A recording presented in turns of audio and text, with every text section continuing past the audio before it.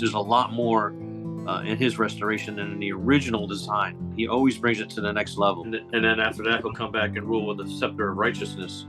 And in those days, we will thrive in our new creation super body, floating with new creativity and following all the desires of our hearts that Father had woven into us when we were brought forth from Himself and placed in our mother's womb. It's interesting to me. I look back at this woman's the birth, and she had pain in childbirth. This woman had pain, travail, and that's part of the curse of the garden. That it shows that she was a fallen birth. So she's not born again. She's having that pain in childbirth. Jesus comes in through a simple woman, and how He's able to come in the likeness of us, in our flesh.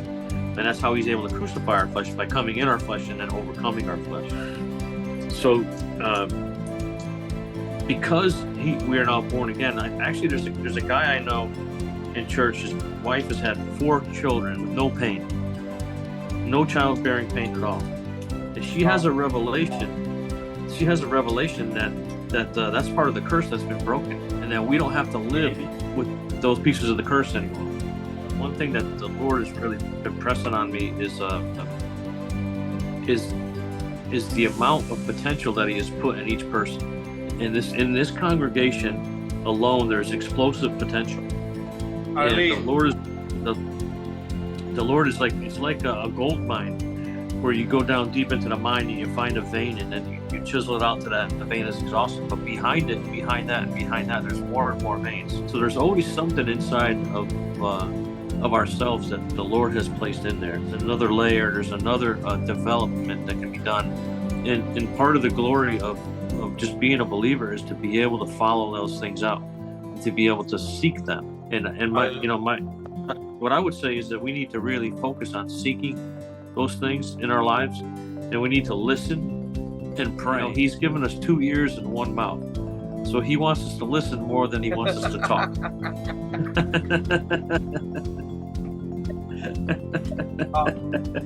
That's so true. Yes. Oh, so amazing. So amazing.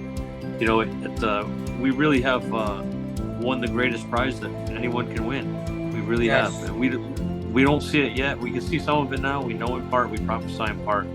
But we'll know fully, even as we're fully known, that we will see this thing unfold one day, and the whole earth is going to change.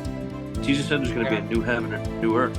That's going to be a phenomenal time, and we'll be there to see it. We'll be there to thrive in it, and we won't just we won't be just floating on clouds and playing harps. We're going to be even more things that the Father has put in our hearts to do.